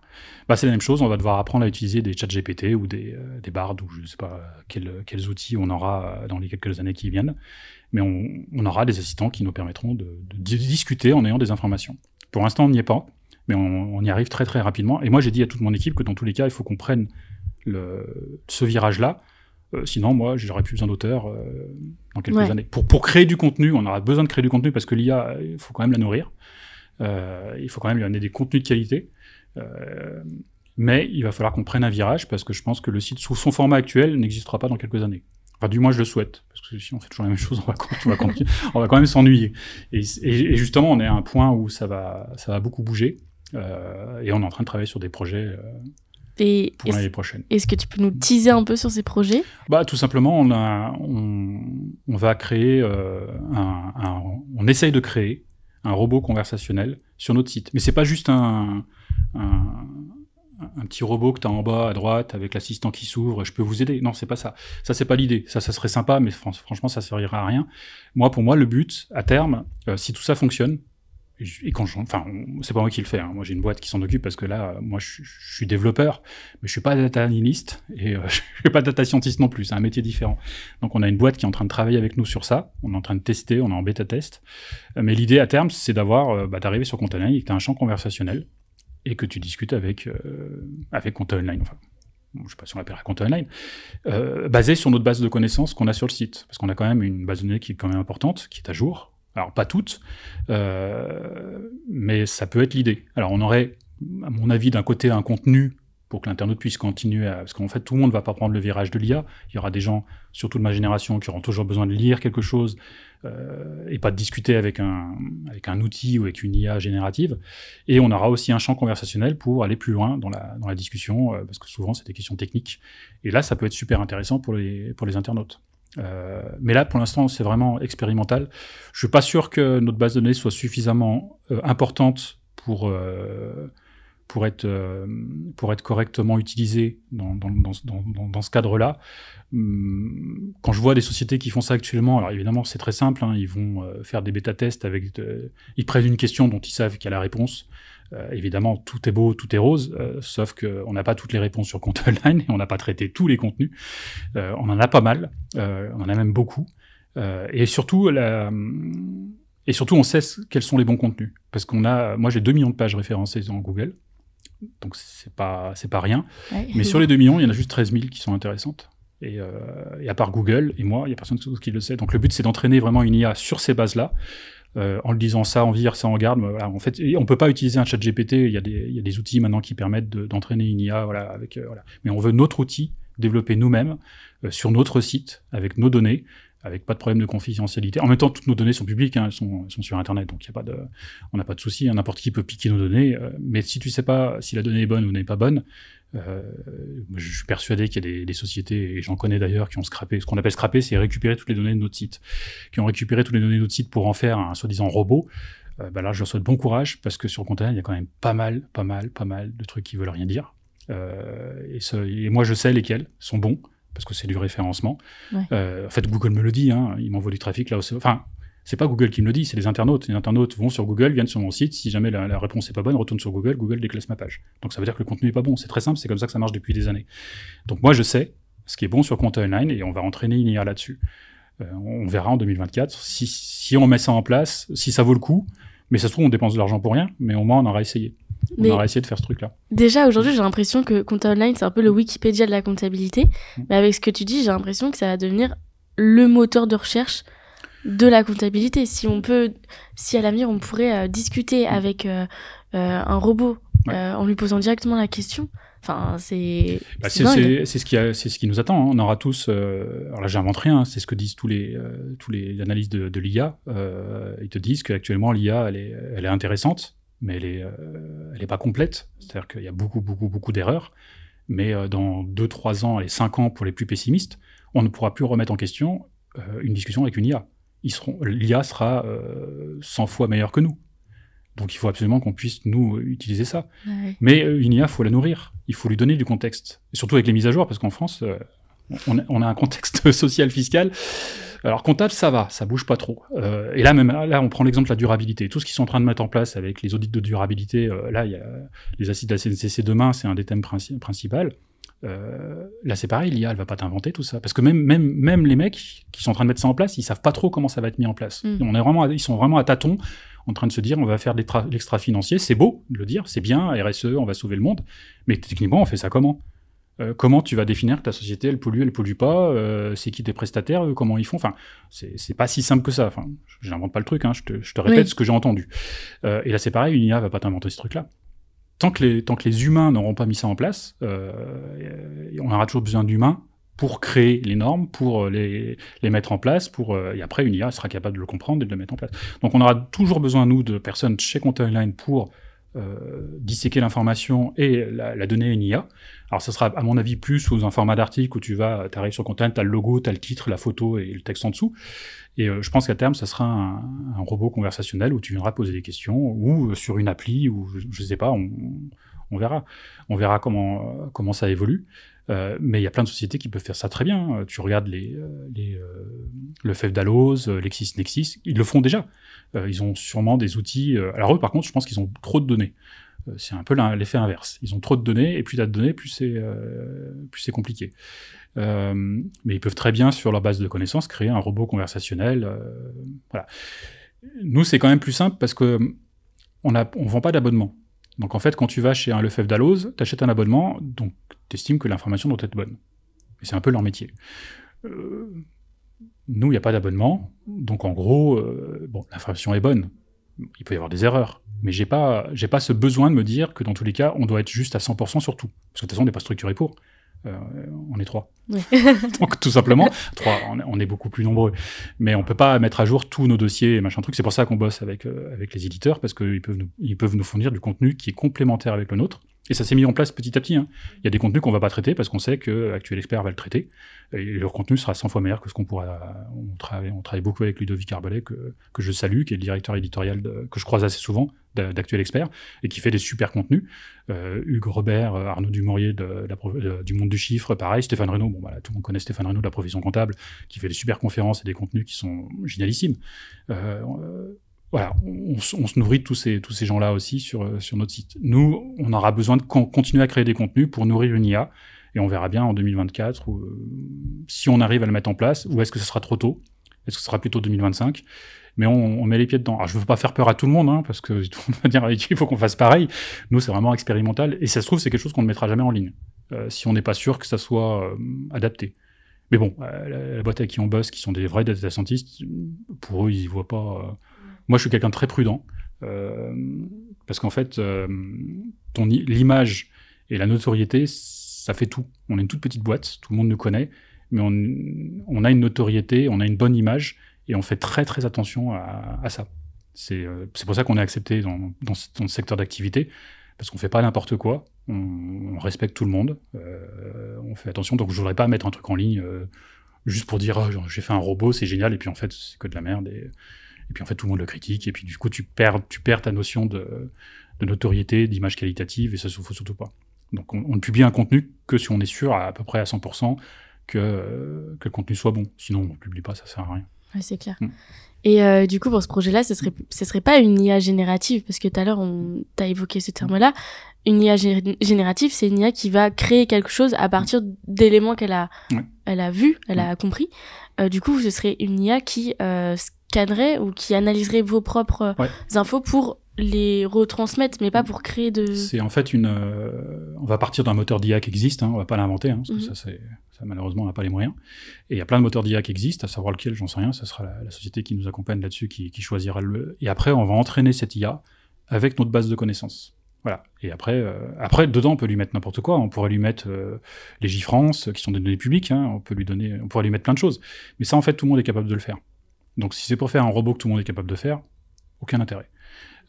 Par contre, de faire un robot qui va taper dans ma base uniquement sur les contenus qu'on sait que soit ils sont à jour, soit ils sont qualitatifs, et soit ils ont été utiles auprès d'internautes, là, du coup, c'est un intérêt.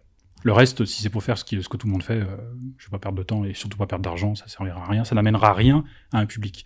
En fait, l'idée, c'est plus ou moins de dire aux internautes qui, pour l'instant, continuent à passer par Google et arriver sur notre site, c'est de leur dire, t'as un contenu, tu peux le lire, mais aussi tu peux discuter. Donc, tu peux rentrer plus finement dans ta problématique et peut-être avoir une réponse et être accompagné par une IA. Alors, on va faire très attention parce qu'on n'est pas des experts comptables et on n'est pas là pour faire du conseil. Et ça, on le dit, on le répète sur le site, hein, parce qu'on a beaucoup de questions. Voilà, quand on publie des fiches de paye, alors là, oui, est-ce que ma fiche de paye elle est bonne, ou des entrepreneurs, voilà, pour mon IS, qu'est-ce qu'il faut qu'on fasse? On va voir un expert comptable. C'est notre réponse systématique. On n'est pas là pour faire du conseil, on n'est pas structuré, puis on n'est pas payé pour faire ça non plus, puis c'est pas notre métier.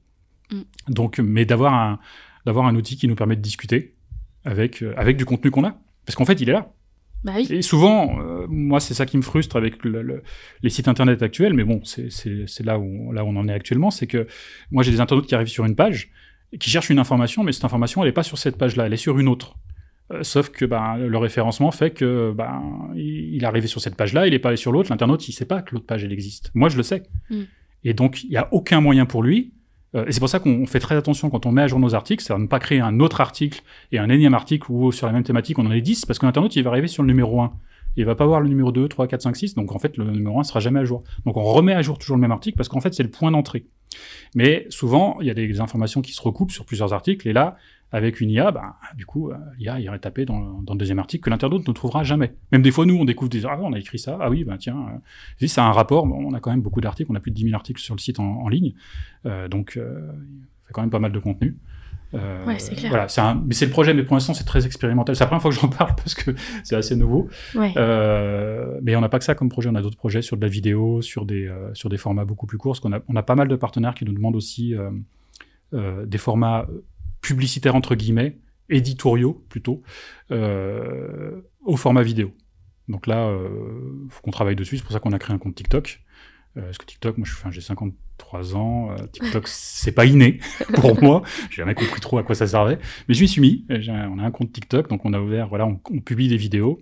Bon, le format est pas encore tout à fait celui qu'on voudrait, mais on va travailler en 2024 sur un autre format avec des vidéos beaucoup plus d'actualité, beaucoup plus courtes. Enfin, courtes, est-ce que nos vidéos sont courtes dans tous les cas, mais avec un format qui nous permettra de publier sur des réseaux sociaux des petites capsules, des petits bouts interview, vidéo. D'informat, ouais, même d'actualité. Ouais. En fait, nous, on est capable de créer des contenus qualitatifs avec nos auteurs, soit nos journalistes, soit les auteurs externes. Et avec ces contenus-là, et l'aide de ChatGPT, on peut les démultiplier en plein de formats différents. Une vidéo YouTube, un quiz. Avec ChatGPT, il fait ça très bien. D'ailleurs, on en publie des quiz sur nos groupes. J'ai testé ça depuis la semaine dernière. On en a eu un, il y a eu 8000 interactions. Ah oui. Eh oui. Pour un test, c'était juste un quiz, un truc à la con sur... c'était quoi combien de jours de congés payés t'as par mois? Alors la question n'est pas si simple que ça, parce que ça va dépendre, est-ce que tu as 35 heures ou 39 heures, enfin... Je rentre pas dans le détail, les mecs qui ont... Mais quand tu vois les réponses, c'est pas clair pour tout le monde, parce que les réponses étaient assez disparates. Et là, pareil, j'en ai fait un hier qui était sur le montant de l'amende si tu déposes pas tes comptes au greffe du tribunal. Pareil, apparemment, tout le monde n'est pas trop au courant que y en a certains qui savaient même pas qu'on pourrait prendre des amendes. Mais tu vois, ces quiz-là, ils sont créés via ChatGPT alors par contre... on cadre bien ChatGPT sur qu'est-ce qu'on lui demande et voilà, pour pas qu'il aille nous chercher des informations. Voilà, on a un très bon prompt, comme on dit. Un prompt, c'est l'information que tu délivres à ChatGPT pour qu'il te donne une réponse. Donc on a fait plein de tests depuis le début avec ChatGPT pour nous sortir des formats. Et là-dessus, il est très très bon. Si tu lui dis, prends-moi cet article-là et je veux un texte pour une vidéo d'1 minute sur YouTube avec tel format, tel machin, ça c'est le public et toi tu agis en tant que tel, et tu fais des trucs, moi j'envoie le prompt, je fais autre chose, je reviens, je fais mon copier-coller, je passe à autre chose. On gagne un temps phénoménal. Ouais. Par contre, il ne crée pas le contenu. Et puis il faut toujours que ça soit relu. Oui. Parce qu'il a tendance à, cour de cassation, cour des droits de l'homme, pour lui c'est une cour, c'est la même chose. Puis il invente des mots aussi. Il invente des mots, il nous met diver dans cet article. Diver, ça veut dire quoi? Diving, c'est de l'anglais, c'est plonger, oui, mais ça se dit pas, c'est pas du français. Alors peut-être que c'est un mot qui existe sur Internet, mais en tout cas, c'est pas un mot français. Donc il faut quand même se gaffer sur... Puis diver, c'est pas qu'une fois que je l'ai vu, on l'a vu plusieurs fois, et à chaque fois qu'on le voit sortir, on dit, ça, il nous a encore remis diver. Et dans certains prompts, je lui ai mis, tu ne m'utilises pas diver, ça n'existe pas. Mais bon... En fait, ChatGPT fait un peu ce qu'il veut aussi. Donc, il faut toujours vérifier. C'est ça que tu dis quand tu parles d'entraîner l'IA, c'est l'orienter comme ça. Alors là, c'est une interaction avec ChatGPT qui nous permet de poser une question avec un contexte à une IA pour lui demander de sortir quelque chose. En gros, je te donne le texte de mon article et moi, je veux un texte pour une vidéo d'1 minute sur YouTube destiné à des professionnels du chiffre et tu es un youtubeur, voilà. Et après, bon, le prompt est beaucoup plus long parce que je veux pas que ça soit une vidéo du style salut les gars, bienvenue sur YouTube et compagnie. C'est pas notre style, voilà. Donc tout ça est dans le prompt. Donc ça, c'est plus ou moins, je demande à ChatGPT de me sortir quelque chose en lui donnant tout le contexte. Là, nous, sur quoi on est en train de travailler sur Content Online, c'est pas la même chose. On va entraîner une IA sur notre base de connaissances pour que les internautes puissent venir en disant, poser une question, en espérant que la réponse soit dans notre base de connaissances. Mais vu que l'internaute est venu via Google, via un mot-clé, via un article qui correspond à cette thématique-là, logiquement, la réponse, on doit l'avoir. Logiquement. Ouais. Voilà. Mais est-ce que tout ça va marcher? J'en sais rien. C'est peut-être trop tôt. C'est peut-être trop tôt pour ou ça sera peut-être jamais applicable parce que notre base est pas si grosse que ça en volume. Mais voilà. Mais c'est juste un projet comme ça. Moi, je peux en parler pendant des heures. Mais quand j'en parle avec les partenaires, ils sont assez étonnés quand je leur dis, mais de toute façon, Content Online, dans 5 ans, ça n'existera plus sous son format actuel. Ils disent, mais il est fou. Non, je pense que c'est la réalité. Et si on n'était pas conscient de ça, ça va beaucoup, beaucoup changer. Alors la problématique, ça va être combien de temps ça va mettre pour se démocratiser. Combien de temps le public va adopter des outils de discussion conversationnelle. Ça peut prendre du temps, parce que comme je te dis, taper des mots-clés sur Google, au début, personne ne savait faire ça. Après, on est arrivé à la recherche vocale sur téléphone, poser une question. Donc ça, c'est plutôt ta génération que la mienne. Moi, j'ai jamais fait de recherche vocale. Moi, je tape des mots-clés. Les nouvelles générations sont plutôt sur des recherches vocales. Et là, sur les autres générations qui vont arriver, eux, ils seront sur de la conversation, ce qui n'est pas du tout la même chose. Et est-ce que les générations d'avant, combien de temps ils vont mettre pour utiliser ces outils-là? Parce que ChatGPT, je suis désolé, tout le monde en parle. Mais moi, quand j'en parle autour de moi, j'habite à la campagne, les gens... c'est un autre monde. Je ne sais même pas de quoi je parle. Je n'en parle même pas, parce que je passerais pour un ovni. Donc, dans notre milieu à nous, très digital, très numérique, oui, c'est quelque chose qu'on discute entre nous, mais c'est pas du tout démocratisé. Et encore, en ce moment, on parle beaucoup de l'innovation qui arrive, la grosse tendance et le gros changement qui arrive, c'est vraiment la facturation électronique. L'IA, elle s'intègre au fur et à mesure parce qu'il y a des outils qui l'utilisent pour leurs produits, mais un changement comme ça avec Google, et quand tu dis que peut-être que compta online dans 5 ans ou 4 ans, ça n'existera plus, mais c'est des choses qu'on a un peu du mal à concevoir parce que... Ouais. Alors, en fait, la facture électronique, c'est pas... Alors déjà, c'est repoussé. Repoussé. D'ici à ce que ça soit mis en place en 2026 ou 2027, il y a tellement de choses qui ont changé, justement au niveau de l'IA, que je suis même pas convaincu, mais là, c'est mon sentiment personnel, que ça soit vraiment une révolution. Parce que ça va aller très vite. Et du coup, la facture électronique, ils auraient dû la mettre en place maintenant, mais rien n'était prêt. Donc, il fallait surtout pas la mettre en place. Je suis pas sûr que ça sera une révolution à ce moment-là, parce qu'à ce moment-là, on aura eu des avancées juste phénoménales sur d'autres sujets. Après, est-ce que les cabinets vont suivre tout ça? C'est une autre question. Est-ce que les éditeurs vont arriver à faire suivre ça au cabinet? Parce que c'est aussi des gros changements. Comme je te dis, nous, Compta Online, on va devoir devenir autre chose. Je pense que les cabinets... Alors, est-ce que ça va être dans 5 ans ou dans 10 ans? J'en sais rien. Mais dans tous les cas, les gens chercheront de l'information différemment. Et ce qui veut dire que quand je poserai des questions à mon expert comptable, je poserai des questions différemment, parce que j'aurai des outils assez puissants qui me permettront de répondre à certaines problématiques. Donc, j'irai plus voir mon expert comptable, j'imagine. Sauf si lui, il m'offre un truc où je suis sûr à 100%, et du coup, je discute avec son outil à lui, voilà.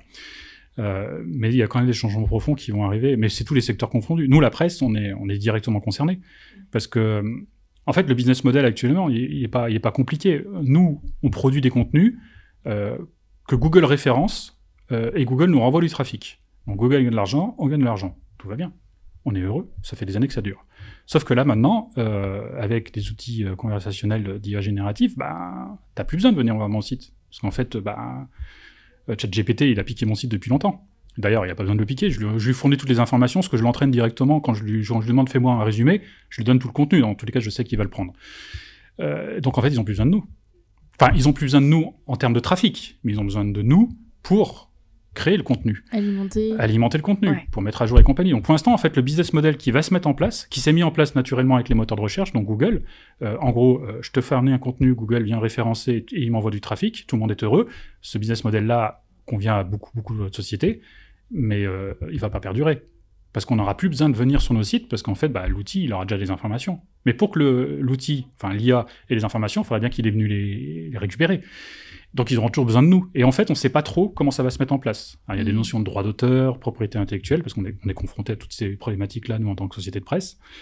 Mais c'est pas clair de comment ça va se mettre en place. Il faut que tout le monde puisse s'y retrouver.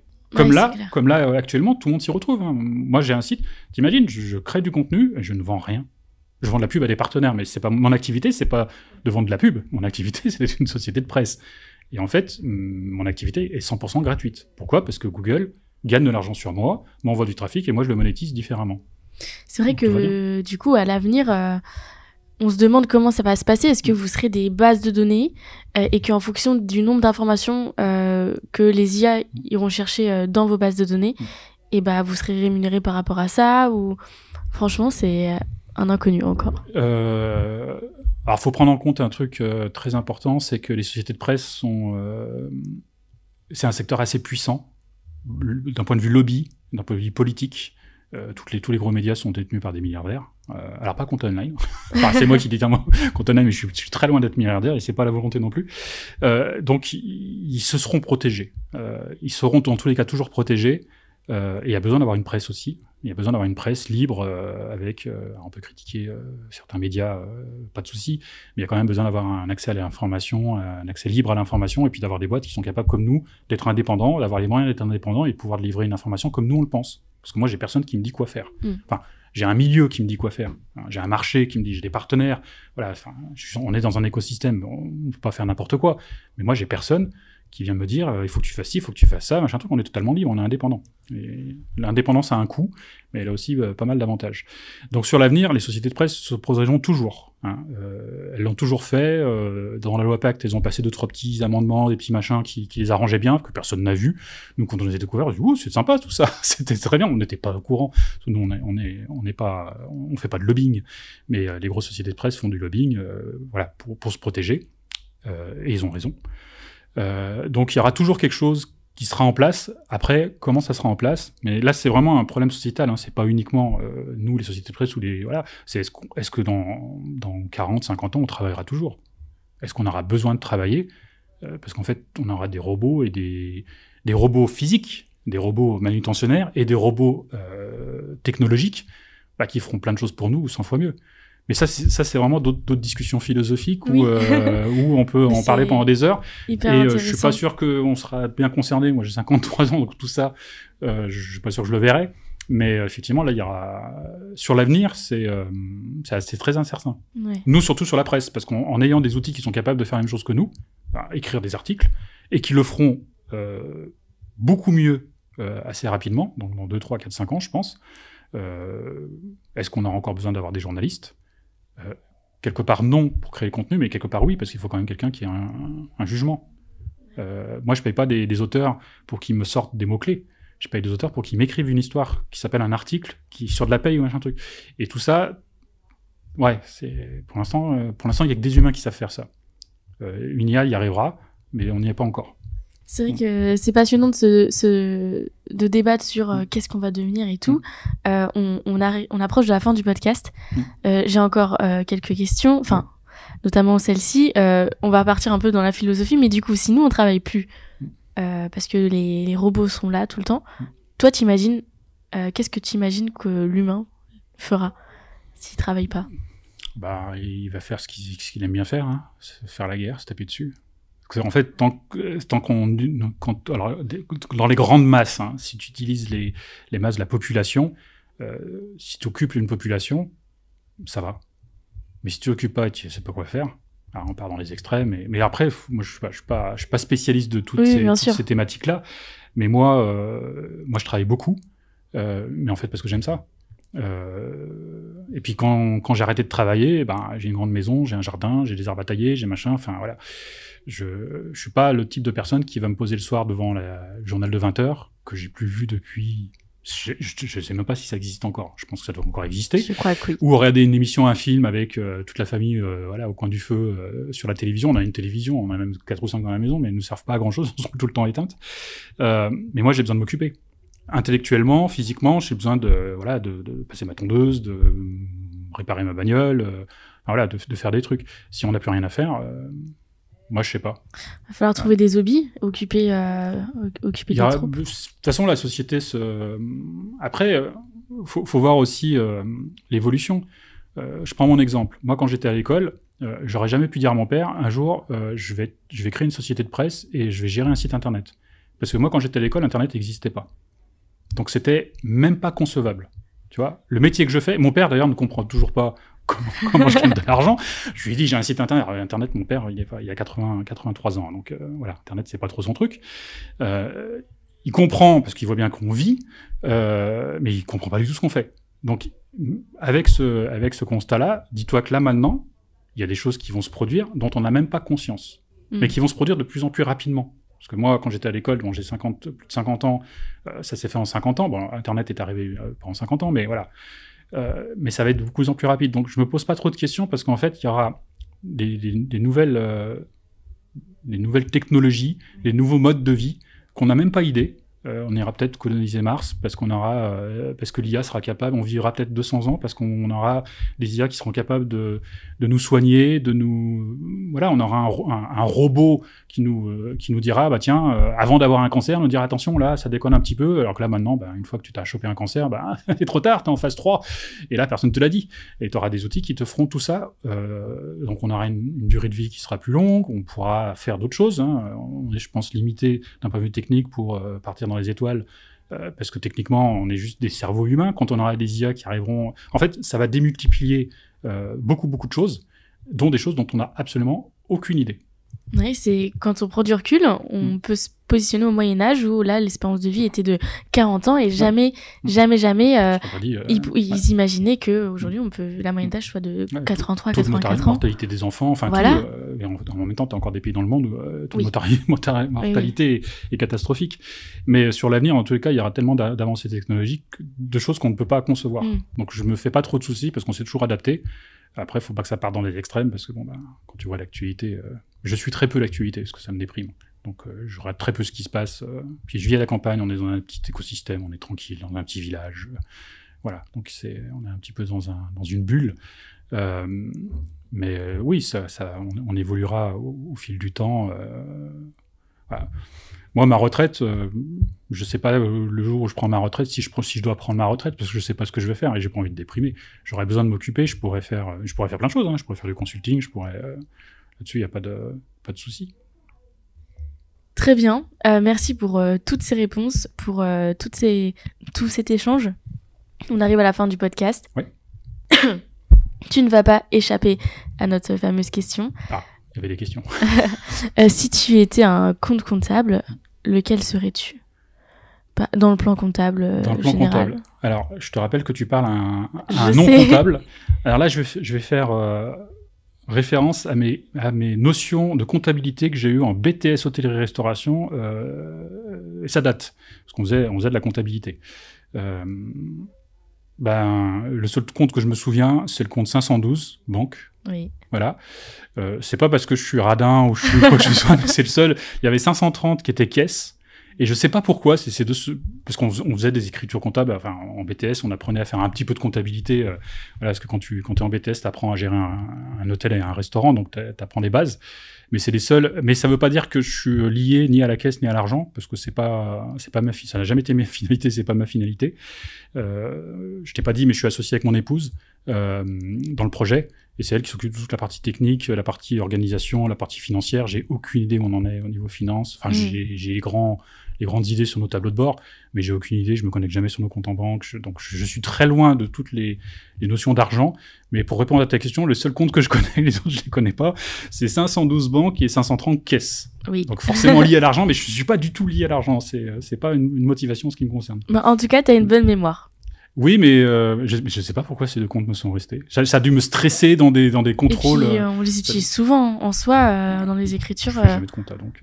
Enfin, dans la profession, c'est des comptes que tu es amené à beaucoup. Mais je pense que j'ai dû avoir un stress d'un point de vue comptabilité en BTS pour me souvenir de ces trucs-là. Parce que je peux pas te dire les autres cours qu'on faisait en BTS parce que j'en ai aucune idée. Si on faisait de la science alimentaire, parce que c'était assez bizarre. Mais ouais, je me souviens qu'on faisait de la base de compta avec des écritures comptables et de ces deux comptes. Voilà, banque et caisse. Écoute, merci pour tout. Si jamais on veut te retrouver ou te contacter, ça se passe sur les réseaux, j'imagine, ou... Alors logiquement, ouais, sur les réseaux, si on veut me trouver, on me trouve. Hein. Oui, je pense. On a des comptes de partout. Ça fait longtemps que j'ai fait une croix sur ma vie privée. Que j'aimais bien avant, j'avais une vie privée, personne ne me connaissait. Bon, maintenant, voilà, c'est un petit peu le deal. Hein, quand tu gères un média comme ça, c'est forcément un peu public. Mais on n'est pas harcelé, on n'est pas embêté. Après, j'ai plein de gens que je croise dans des conférences qui viennent me voir, me saluer, me dire merci pour tout ce qu'on a fait. Enfin, c'est assez marrant. Des fois, c'est un petit peu gênant. Mais ouais, trouver sur les réseaux sociaux, on a un compte LinkedIn, on a le site.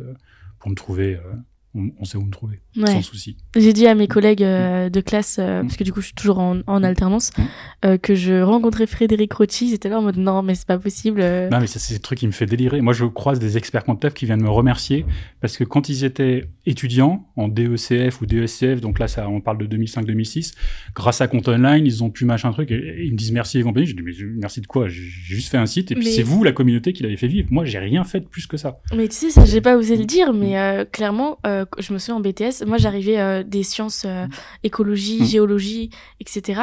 Quand je suis arrivée en BTS, j'avais la compta pour moi c'était du pipeau, je comprenais rien du tout. Ouais. Et c'est vraiment, je tapais mes problèmes sur Google et je tombais sur les articles de Compta Online. Donc oui, je comprends carrément.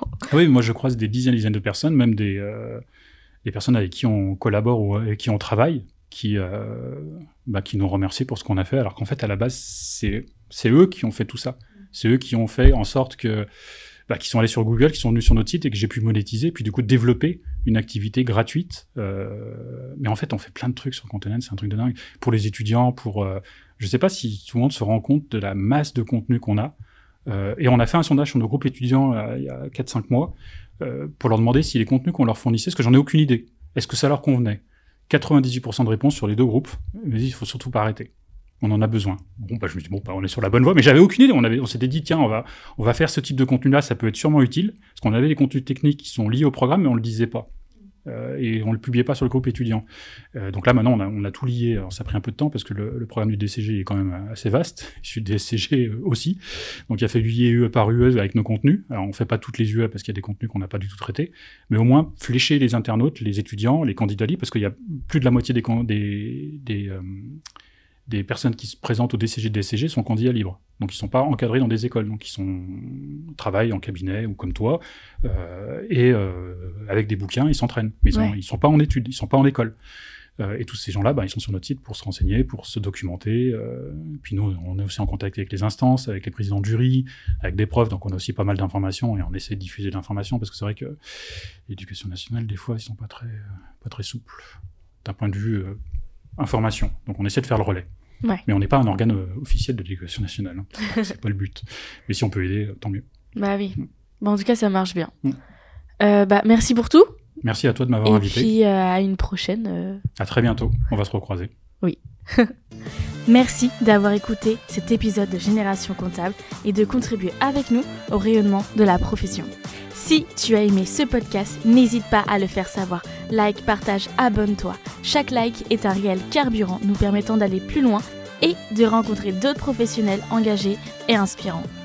D'ailleurs, si tu cherches un job en cabinet d'expertise comptable, rendez-vous sur lamaconta.co pour saisir les meilleures opportunités. Ton cabinet cherche à recruter? Contacte-nous pour créer ta page employeur et capter des candidatures dès aujourd'hui. Allez, à bientôt sur Génération Comptable.